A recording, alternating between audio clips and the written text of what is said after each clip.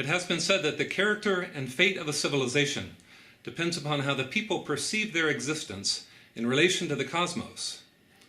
Our modern conception of the cosmos as a chaotic and random place with no real meaning or significance has shaped our sense of isolation and disconnectedness, contributing to our underlying despair and self-destructive tendencies, which allow us to participate in the pollution and ongoing destruction of this planet, which is our only home.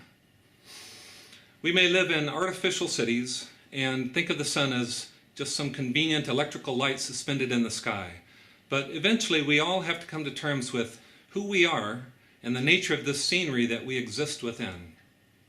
Now, my personal belief is that we are connected to the cosmos through chakras, a Sanskrit word meaning wheel. This calendar clock certainly qualifies as a chakra. Note the wheel-like structure. Now, chakras are resonant structures, like a tuning fork resonates. If you strike a tuning fork and there happens to be another tuning fork with the same tone in the room, it will start to vibrate sympathetically. Now, you've probably seen illustrations of the chakra system consisting of 7 or more energetic wheel-like structures stacked vertically in the body. You got like a crown chakra, a throat chakra, heart chakra, root chakra. And each chakra is ruled by a planet and sympathetically manifests an organ system reflecting the nature and characteristics of that ruling planet. Now, the chakra system which I'm going to be describing to you today in this video is considerably different from the traditional correspondences. Usually a chakra is associated with both a planet and a endocrine organ in the body, but there is no real consensus among astrologers as to which chakra goes with which planet and which endocrine organ. I've seen, for instance, the heart chakra associated with the thymus and the planet Venus, probably because Venus is known as the planet of love and the heart has something to do with love. But I've also seen the heart chakra associated with the sun. I've seen the navel chakra associated with the sun, and I'm convinced that there has to be a more scientific way to organize the chakras.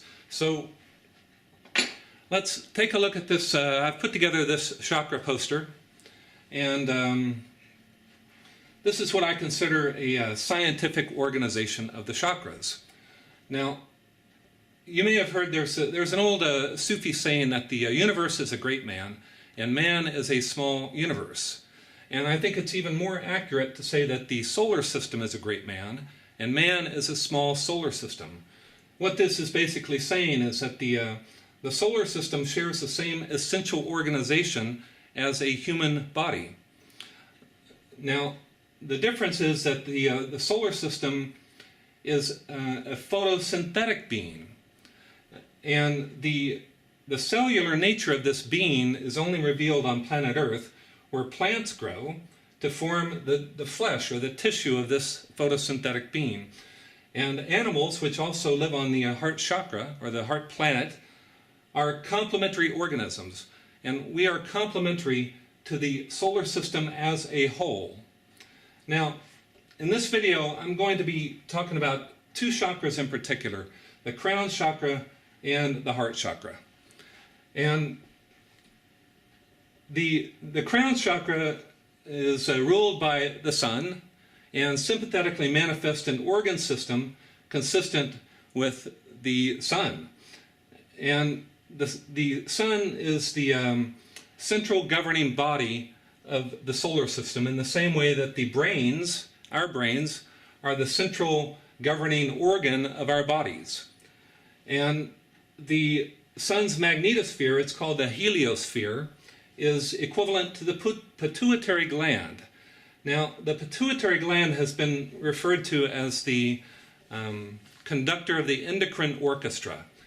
It regulates and is in constant feedback with all of the endocrine organs which are scattered throughout the torso of the body and the neck.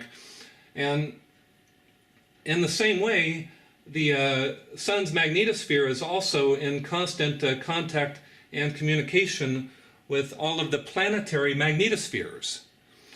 So now you have to understand, and I think I talked about this in the last video, that a magnetosphere is shaped like a torus, and you have lines of force which emerge from one pole and loop in a great loop from one pole to the other. And each of these magnetospheres is shaped in the same way, and they extend off to infinity. So at a certain point, a looping line of force from the Earth will pass through the Sun, and one from the Sun passes through the Earth, and they're all interconnected in a certain way. And that interconnected all of those connected magnetospheres I refer to as the magnetoform, and that is what I believe is equivalent to the endocrine system of a body. Now, the heart chakra is ruled by planet Earth and sympathetically manifests an organ system reflecting the nature and characteristics of planet Earth. Now, as you can see, the Earth can be divided into 4 quadrants, similar to the 4 chambers of a heart. The atmosphere surrounding the Earth, you've got the north and the south ends divided by the equatorial plane, correspond to the left and right side of the heart. Then you've got the light and the dark half of the Earth, divided by the circle of illumination, and that corresponds to the atmosphere in this half of the Earth. The light half corresponds to the atmosphere in the lungs, whereas the atmosphere in the dark half of the Earth corresponds to the blood, which is ejected from the heart into the digestive system and the rest of the body. Now, note that the sun, here's the sun, it's beating down on the Earth, and water on the surface of the Earth is heated up by the sun and vaporized. It turns to vapor. Vapor rises up into the air, similar to how the heart ejects blood up into the lungs.